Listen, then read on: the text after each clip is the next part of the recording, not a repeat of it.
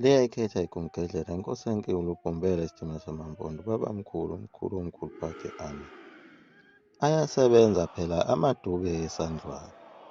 Enza umsebenzi wabo wobumbuka. Kuyo phela inkambi lena phela isigcine ayigadile.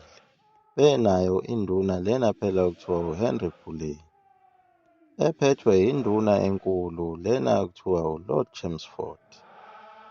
Ekuseni kwafika ezinye zezinhloli zawo amadube esandlwana zizobika kuye unduna nkulu lona onguHenry Pule ukuthi kukhona amanye amabutho ahambahambayo akalelwa lapha ko-4,000 abonakala sengathi afuna ukuza kule nkambi.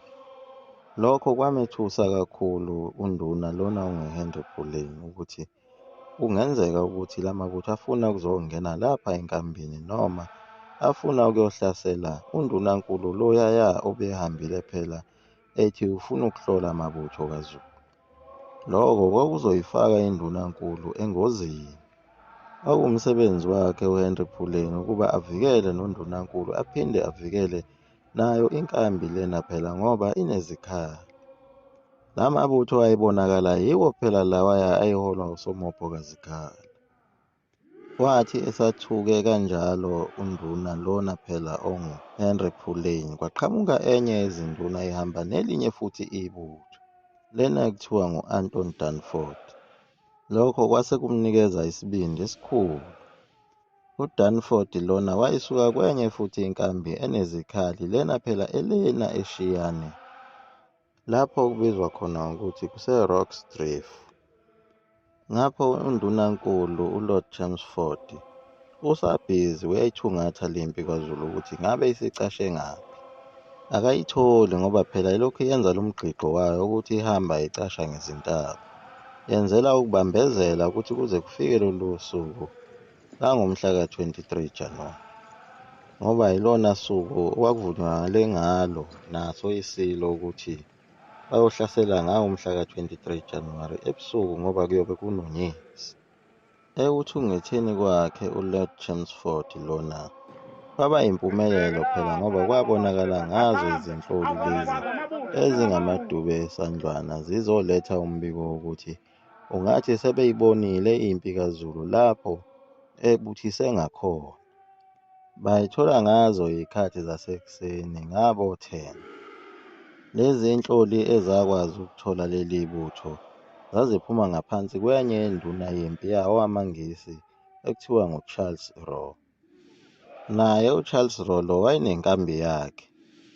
Lapho uZulu avele agasela khona kwasho umkhonto kuyo leyo nkambi kaCharles Rowe. Kwazingengqane amangisi. Wathi mayebona ukuthi impi yakhe izogoba uphondo wathumela esinye isigijimi ukuthi asambe siyoxwayisa uHenry Pule loya phela ogade inkambi enezikhali. Kanti ukhipha lezi gijimi nje nawo seyikhipha emva kwendaba phela uZulu lona okuyiphondo losukudla usebheke khona enkanjini lena phela enoHenry Pule.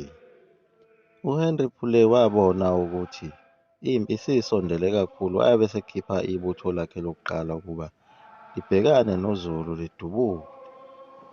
Kodwa wabona yena uHenry Pule ukuthi ungathi sekuyonakala kakhulu. Wabe sekhipha ibutho lezaqhumana. Lawa amarokhethi phela ukuba kucitshwe ngawo lawo marokhethi angamabhomu. Kodwa wathi mayelikhipha nalo baligojela lelo qembu. Loku okungamambuka okungamaduke esandlwana phela nako kwakunikeziwe ibhamu kodwa kwakunikezwe izibhamu eziwumhlobo omdala. Lezi ezifaka inhlamvu ngaphambili zifake no-gunpowder. Bese kuthi wona amangisi ayezisikele kwelinonile ngoba ayephethe kulezi ibhamu ezithuthukile okuthiwa i-Martin hand.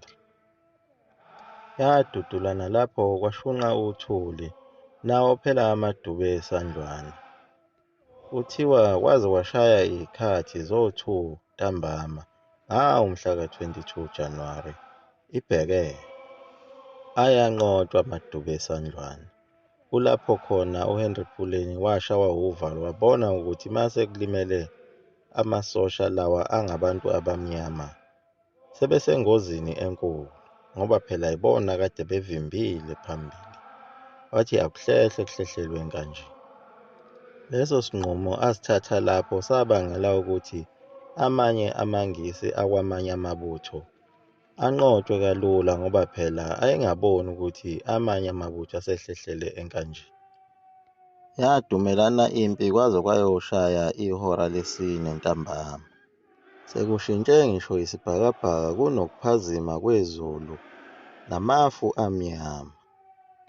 Phela kwakuwuye phela uNkulunkulu wawo amazulu lo owayesenza lezi imanga zakhe zokuphazima kwezulu.